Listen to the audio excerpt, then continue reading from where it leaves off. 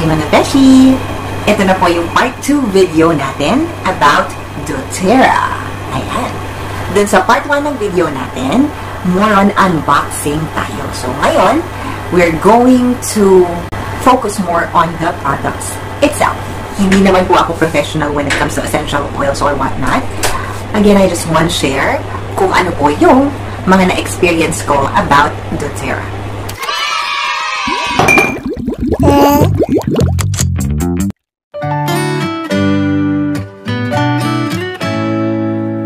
Alright, thank you so much. So without further ado, we're going to discuss or we're going to focus doon sa ating mga products. Ayan, kung napapansin niyo sa background ko, ayan, mga Doterra products. Siyempre, maraming mga products ng Doterra.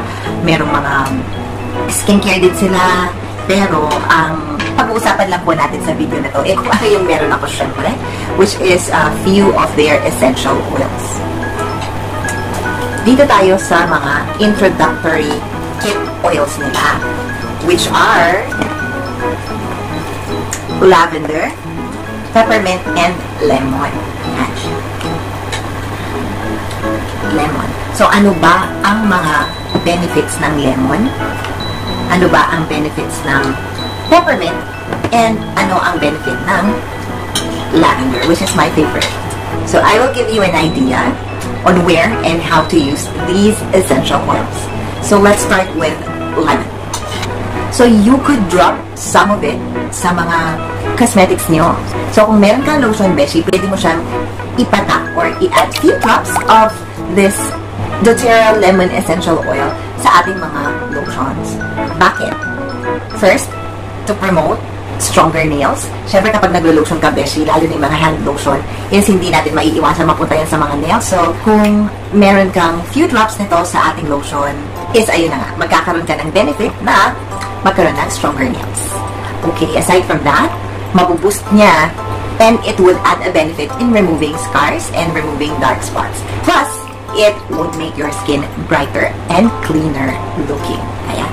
Pwede rin siyang i-add sa mga cleaners nyo. So, meaning kung meron kayong mga panglinis sa mga countertops, sa mga tiles, ganon sa kitchen ninyo, pwedeng-pwede to kasi napakabisa nitong magtanggal ng amoy. Edman siya sa kusina.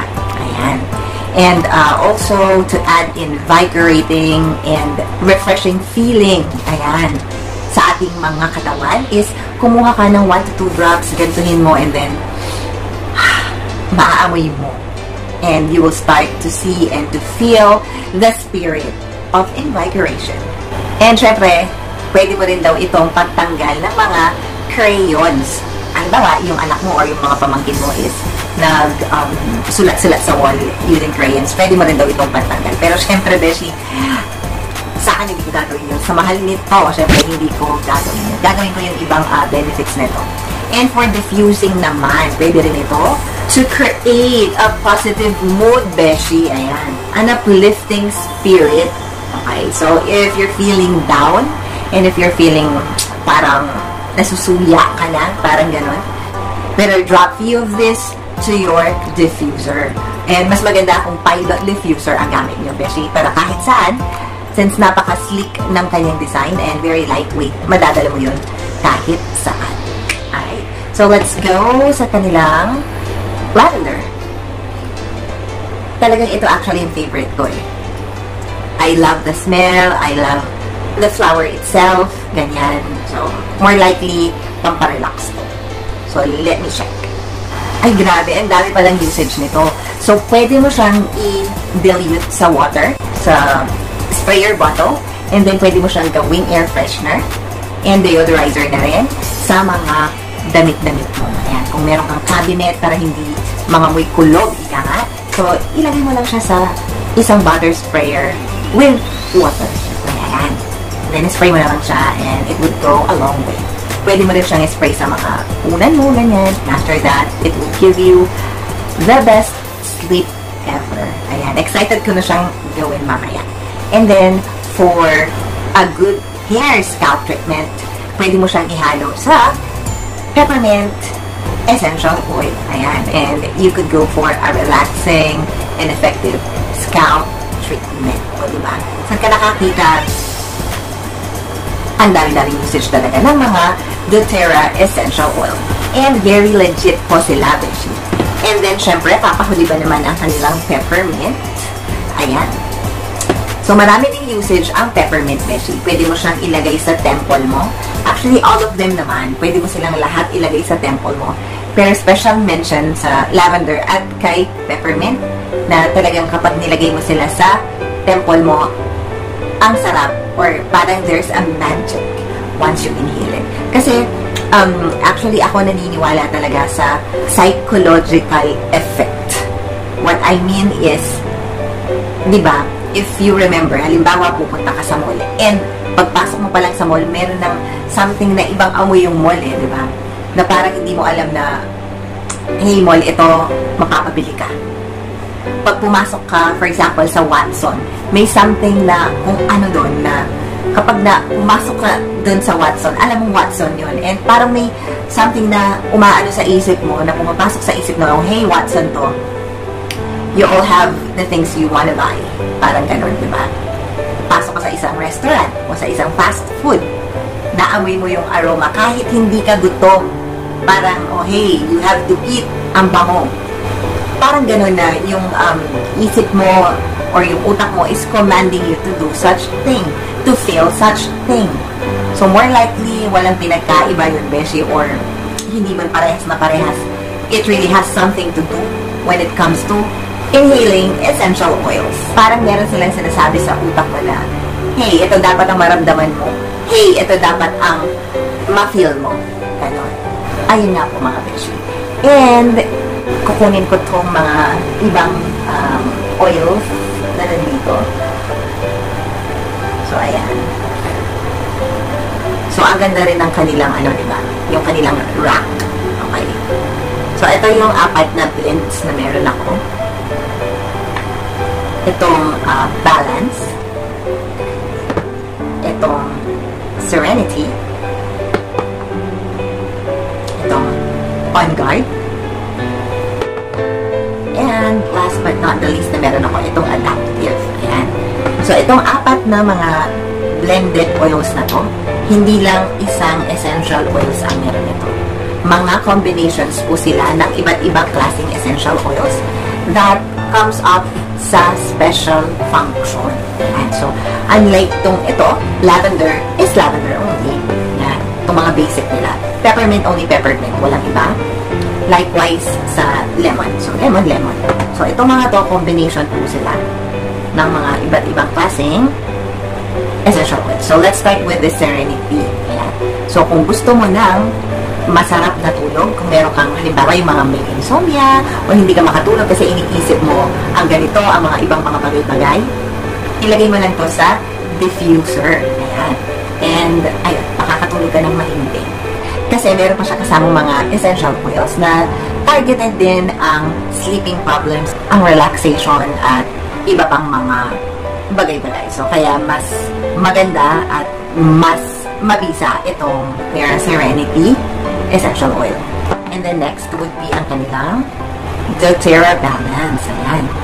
Kung gusto mong ma-uplift yung parang kumbaga yung sarili mo. Ayan. Kung gusto mong parang you're on the go. Ayan. To balance everything. To parang isaayos mo yung mood mo, yung isip mo, yung utak mo sa dami-dami ng mga stressful events na nangyari sa buhay mo. Ayan. So, this would balance everything kasi napakadaming essential oils na nandito rin. And, ayun na nga, na makakatulong na makapagpa-uplift ng spirit mo when you smell it. So, again po mga beshi, hindi po siya gamot. Okay? So, it really targets yung isip mo or yung utak mo. And then, yung utak mo, of course, it would convert your mood according to the scent na ginawa ni Doterra. And then, aside from that, meron din silang adaptive. Ayan. So, yung mga parang medyo nahuhuli na, hindi maka-adapt, hindi makahabol, hindi maka-move on. Ganon. Ayan. So, bagay na bagay itong adaptive na to. For example, lumipat kayo ng bahay, or lumipat ka ng eskwelahan, or lumipat yung jowa mo, ganyan. O, diba? Sa iba. Ayun. more likely kailangan mo nito para matulungan kanyang mag-move on. Ayan. Hindi siya genie na kapag inilhin mo, hey, move on na ako. Hindi ganon. So, of course, gagawin mo pa rin yung mga paraan para ka makapag-move on. But this one would stimulate your brain. Kumbaga, beshi, ang mga essential oil, tinatarget nila talaga yung pag-command ng brain, which is important. Ayan. Sa mga ganitong mood, sa mga ganitong scenario. Kaya talagang ipatak mo na si adaptive sa diffuser mo. Or you could just actually ganun-ganunin mo lang din to boost and uplift your spirit. Ayan. And then last but not the least na meron ako is yung kanilang On Guard. May kakagamit ko lang dito, beshi, kasi inilagay ko siya sa diffuser. Kasi actually, ang pinaka-main goal nito is linisin and disinfect yung hangin to avoid contagious disease. So, halimbawa, may umuubo, ganyan, or may nilalagnat. Best na best tong ilagay mo sa diffuser. In that way, yung hangin sa loob is luminis. Ayan. And napakaganda, it would add immunity sa ating mga katawan. Ayan. Actually, remember, lahat magsisimula yan sa isip, sa utak, and how your brain commands all the parts of your body. Ini-stimulate naman ni Doterra Essential Oils. Okay, so ayun lamang po ang masasabi ko sa mga products na kung anong meron ako about Doterra. Okay, if you know more about usage ng mga Doterra products, yes, you could check it out on their website or click the link sa aking description box and i-message nyo lang yung page na nandoon. And she would be more than happy to answer all of the questions that you have about Doterra Essential Oils and Doterra products. Ayan. Napakaganda, and I really recommend these essential oils to you guys. Not only for therapeutic reason, okay, but also for beauty and relaxation purposes. So, ayun na lamang po, beshi. Kung bago ka sa channel ko and you would like to check out more products review, just please don't hesitate to click the subscribe button. Ayan. And then, you can also click the notification bell and share this video. Maraming salamat po. Until then, bye for now.